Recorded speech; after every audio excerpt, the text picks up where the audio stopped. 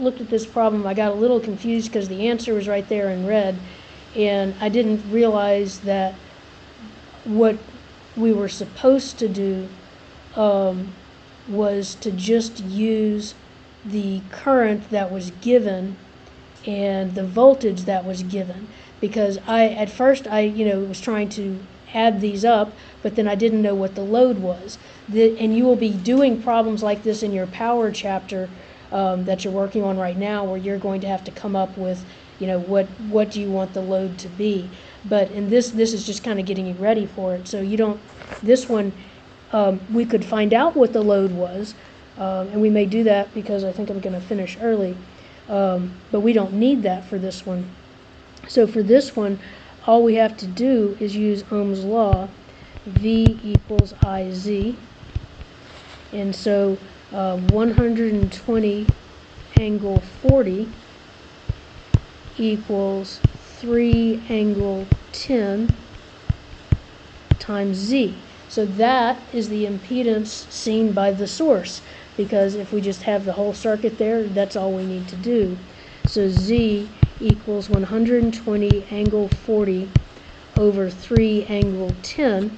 Now this, since they're both in polar form, we can just do this arithmetic without having to rely on a calculator, and it's good to know this. The way this works is the 120 and the 3, those divide, so 120 divided by 3 is 40, and the angles subtract, so that's 40 angle 10. So that is the equivalent impedance. So that's all you had to do there. And then, does the current lead or lag the source voltage? So we're going to 30. Yes, you subtract. You subtract the angle. Were you saying that because I had the 10 there? Yeah. Yeah, it should be 30.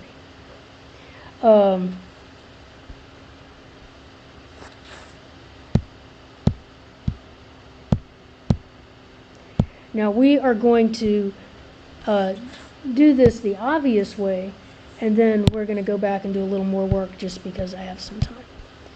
30 degrees. Okay, so does the current lead or lag the voltage source? So the current is 3 angle 10 degrees, and the voltage is 120 angle 40 degrees. And so the angle is less for the current than for the voltage, and so the current lags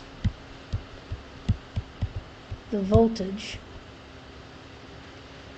Now keep in mind that if you're looking at a graph, what you would see would be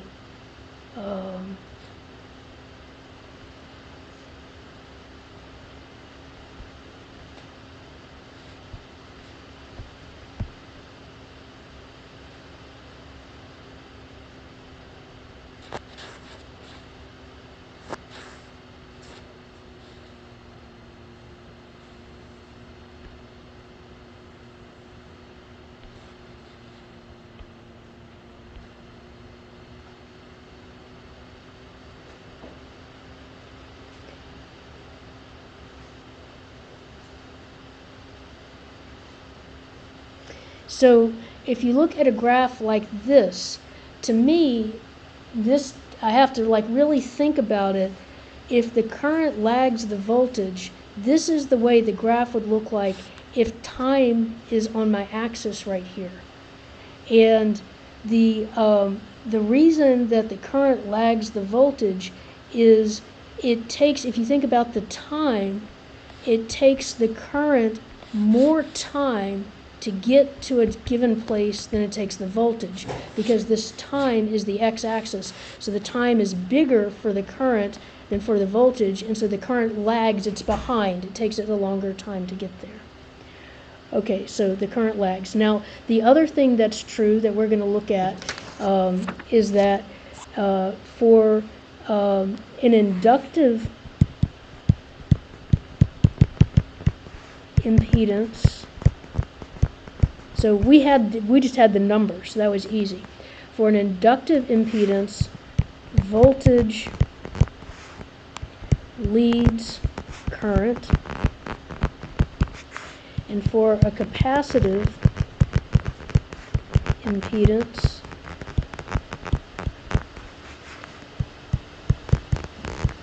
voltage lags current. Okay, so what we have our impedance, so we could have answered this from just the impedance. So the impedance we have is Z equals 40 angle 30 degrees. Now let's change that to rectangular.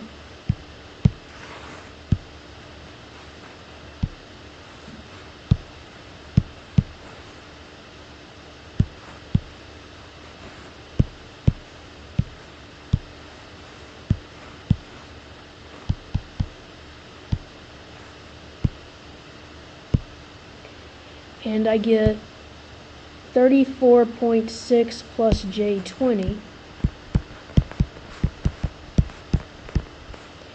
And I see that I have a positive imaginary part. A positive imaginary part means I have an inductive impedance, means it's inductive, which means the voltage leads the current, which means the current lags the voltage. So that's how I could have done it even if I didn't have the voltage. I was able to just compare the voltage angle with the current angle and say that the current lagged the voltage, but even if all I had was the impedance, then I could say that. Okay, and then part C, what is the equivalent admittance? So admittance is Y, and that equals 1 over Z. So I want 1 over 40 angle 30 degrees.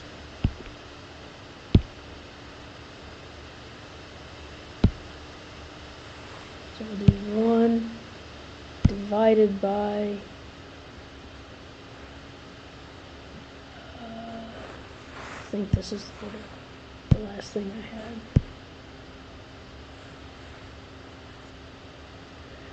0.02165 minus J.0125.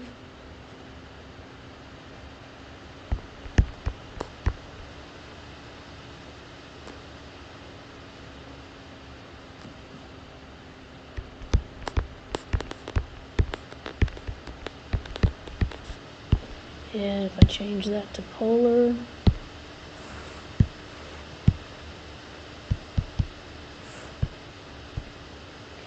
.025 angle negative 30.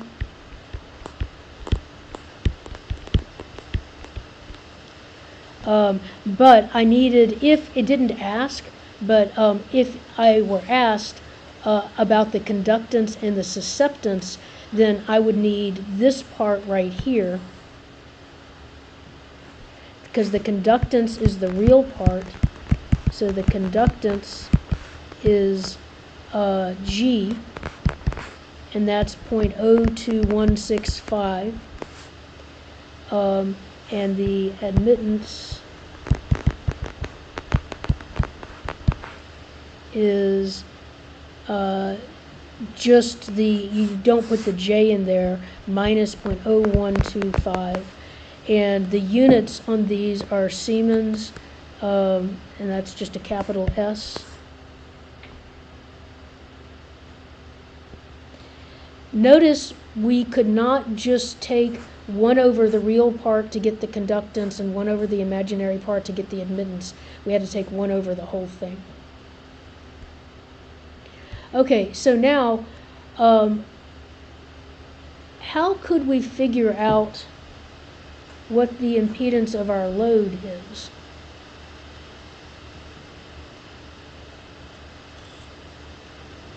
So I haven't done this, but I thought it would be a good follow-up question.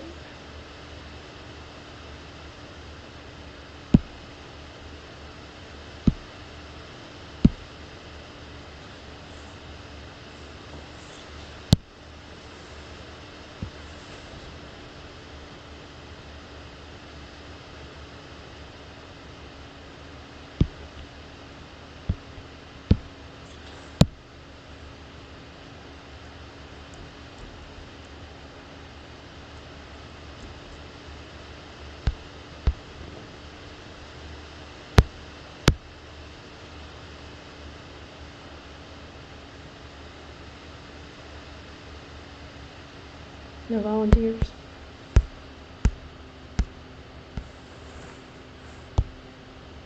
Okay, so here's our source.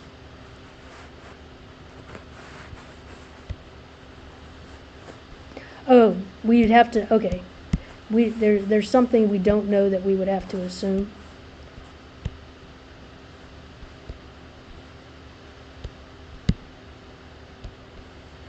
Okay, so this is 1 kiloohms, that's 1,000.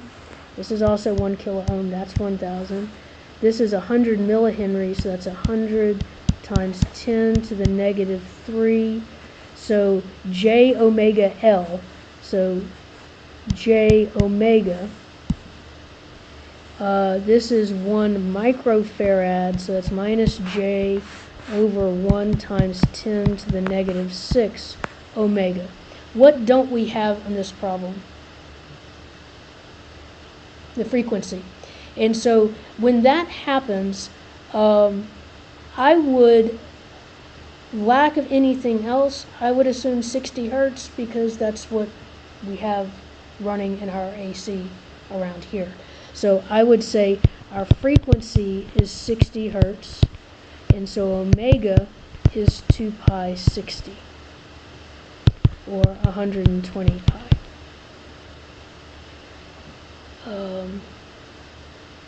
So then we know that, I'm not going to work this all the way out. We're just going to see what we would do. I wanted to throw this out there and say that that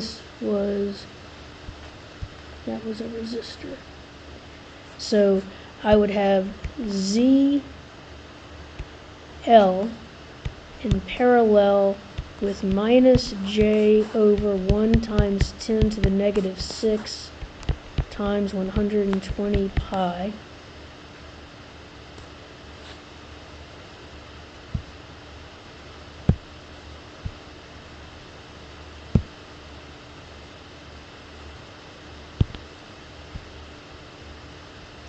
I'll leave that part. And then that would be plus 100 times 10 to the negative 3 J omega, well, omega is 120 pi. So that would be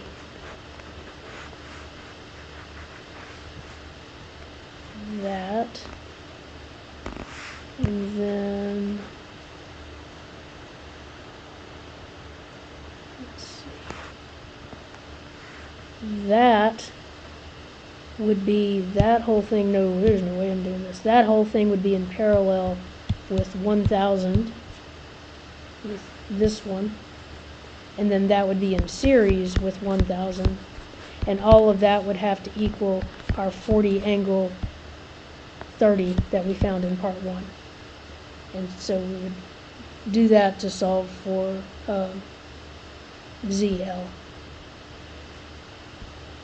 And that would be a mess. So that's it. MATLAB. That's how you do that. That's how I'd answer that question in my test. How would you do that? MATLAB. All right. Any questions before we wrap up for today? All right. I'll stop this.